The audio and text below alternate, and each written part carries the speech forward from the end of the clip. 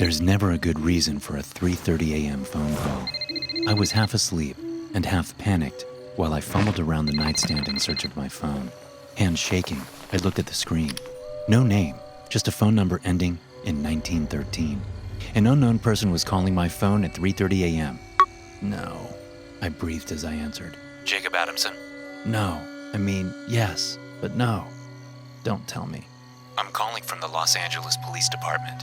No. I was hyperventilating.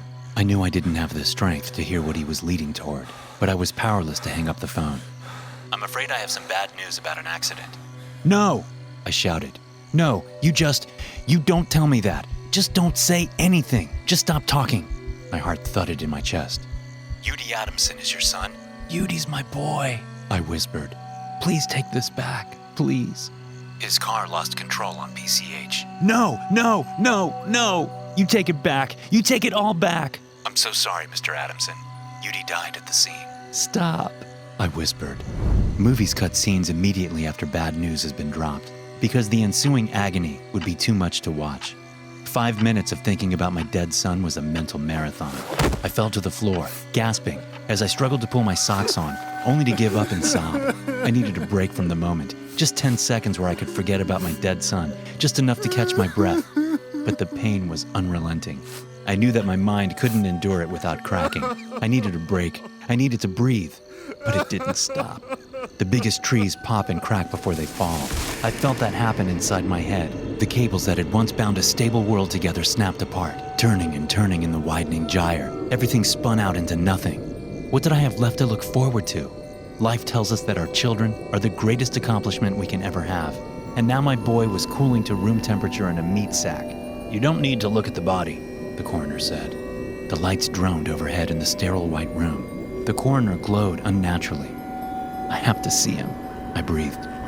I think you will regret this choice, I countered. I went in anyway to look at what was left of my son. I regret that choice, I said on my way out. A few days later, I found myself wandering the streets of my town. I stumbled into an empty parking lot and contemplated life. A few moments later, I noticed a strange-looking man appear. He continued to walk closer in my direction. What the fuck do you want? I asked. The man stood next to me. What makes you think I want something from you? I'm standing by myself in a barren parking lot, and you found some reason to do the same. People never behave oddly for the benefit of others. He smiled, and I finally looked at him. His trench coat was such a dark brown that I couldn't tell if it was dirty or clean. He was old, pushing 90, and looking like he'd been through hell.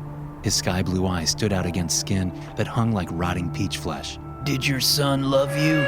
My head spun as my stomach flipped. Speaking with such a dry mouth took several attempts.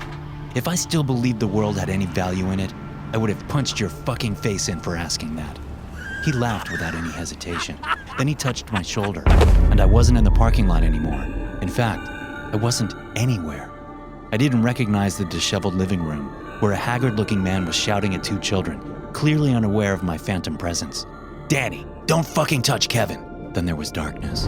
A man and a woman appeared next, but I still had no body. She was crying as he watched her in disgust. It doesn't have to be this way, Jasmine. If you're strong enough to put down that godforsaken bottle and apologize, we can move forward.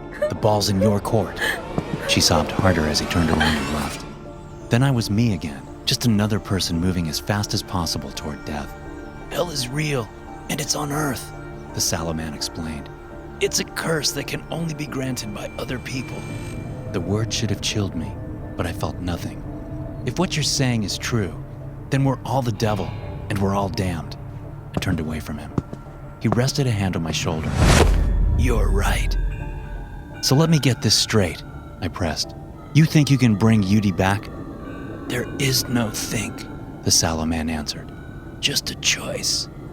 But I have to send 2 people to hell? I continued. To Earth. Yes, you understand me. I didn't like his smile.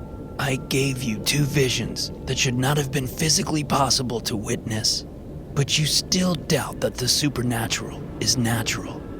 You are not among those who have not seen and yet have believed. I turned away. Then Udi appeared before me, naked, trembling, and deeply afraid. He's real, Jacob. All people who ever lived are real, but you can only bring him back by choosing to send 2 others into hell. Their lives will become excruciatingly painful, yet they won't be able to let go and move on. Would you make 2 strangers indefinitely suffer the pain that you find unendurable? I stared at Yudi. He seemed afraid of me. Yes, I whispered. let them suffer. I had no recollection of going home. We were simply standing in the living room, Yudi fully clothed, still staring at me in abject terror. I hugged him. It was like hugging an empty box. I pulled back and saw that he was crying.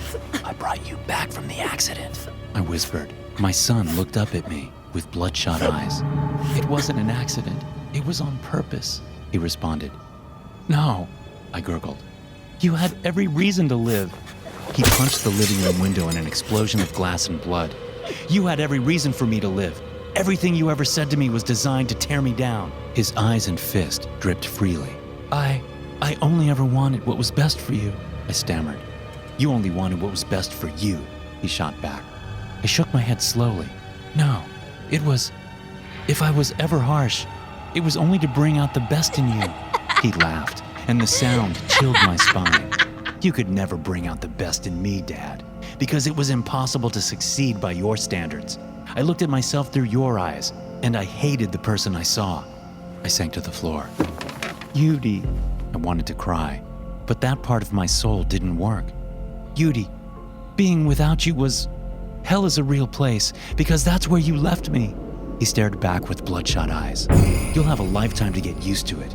He turned for the door. Don't follow me. Please stay where I put you. Hell is real, I said as the sallow man appeared next to me on the sidewalk. He smiled.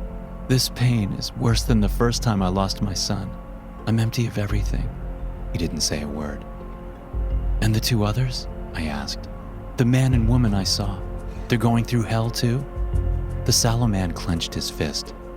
People bring hell, but they also bring redemption. Hell is a billion separate places designed to make people suffer alone. I nodded.